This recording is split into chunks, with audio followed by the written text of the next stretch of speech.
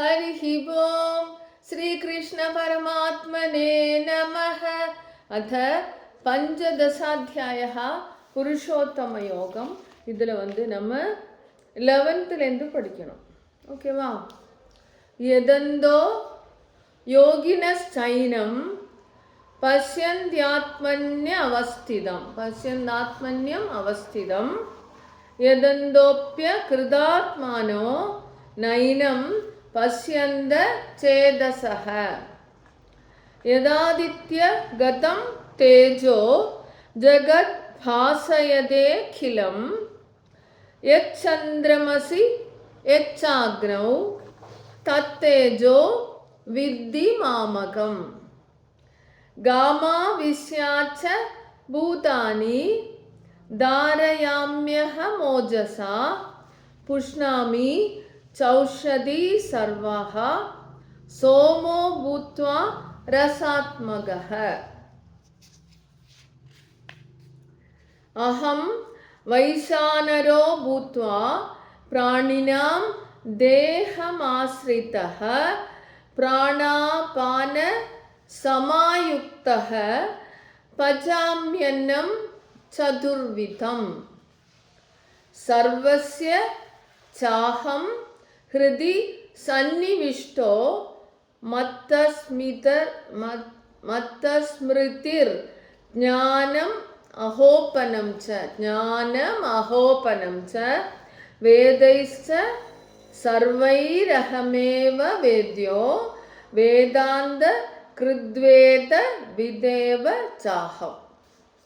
சரியா? ரிப்பீட் பண்ணி பாருங்க, உங்களுக்கு ஈஸியா இருக்கும். यदन्दो योगिनश्चैनं पश्यन्त्यात्मन्यवस्थितं यदन्दो योगिनश्चैनं पश्यन्त्यात्मन्यवस्थितं यदन्दोप्यकृतात्मानो नैनं पश्यन्त चेतसः यदन्दोप्यकृतात्मानो नैनं पश्यन्त्य चेतसः यदन्दो योगिनश्चैनं पश्यन्त्यात्मन्यवस्थितं यदन्दोप्यकृतात्मानो नैनं पश्यन्त चेतसः यदादित्यगतं तेजो जगद्भासयतेऽखिलं यदादित्यगतं तेजो जगद्भासयतेऽखिलं यच्चन्द्रमसि यज्ञाग्नौ तत्तेजो विद्धि मामकम् यच्चन्द्रमसि यच्चाग्नौ तत्तेजो विद्धि मामकम् यदादित्यगतं तेजो जगद्भासयतेऽखिलं यच्चन्द्रमसि यच्चाग्नौ तत्तेजो विद्धि मामकम् गामाविश्याच्च भूतानि धारयाम्यहमोजसा गामाविश्याच्च भूतानि धारयाम्यहमोजसा पुष्णामि चौषधी सर्वाः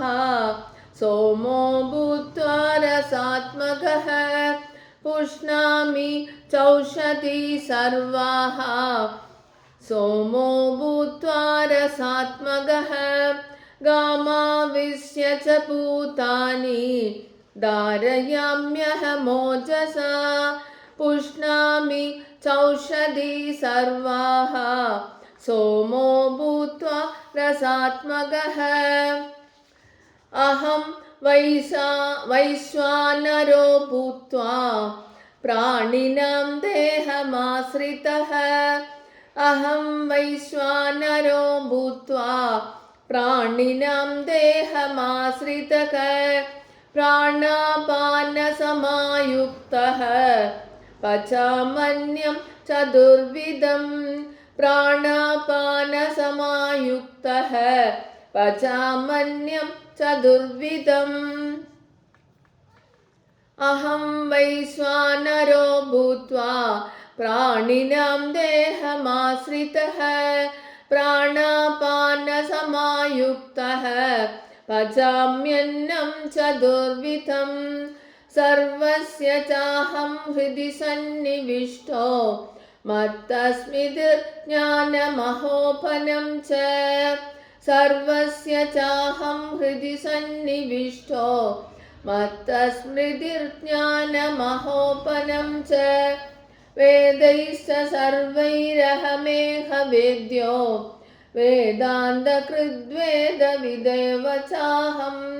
वेदैश्च सर्वैरहमेह वेद्यो वेदान्तकृद्वेदविदेव चाहं सर्वस्य चाहं हृदि सन्निविष्टो मत्तस्मृतिर्ज्ञानमहोपनं च वेदैश्च सर्वैरहमेह वेद्यो वेदान्तकृद्वेदविदेव चाहम् हरिः ओम श्री कृष्ण परमात्मने नमः எல்லாரும் சப்ஸ்கிரைப் பண்ணுங்க ஷேர் பண்ணுங்க எல்லாருக்கும் யூஸ்ஃபுல்லா இருக்கட்டும் ஸ்ரீமத் பகவத்கீதாவுடைய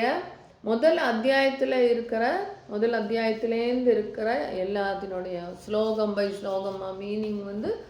ஷார்ட் வீடியோவில் போடலான் இருக்கேன் எல்லாரும் பாருங்க எல்லாருக்கும் உபயோகமாக இருக்கட்டும் உங்களோட ஒப்பீனியன் வந்து கமெண்ட்ஸில் கொடுங்க ஓகே ராம் ராம்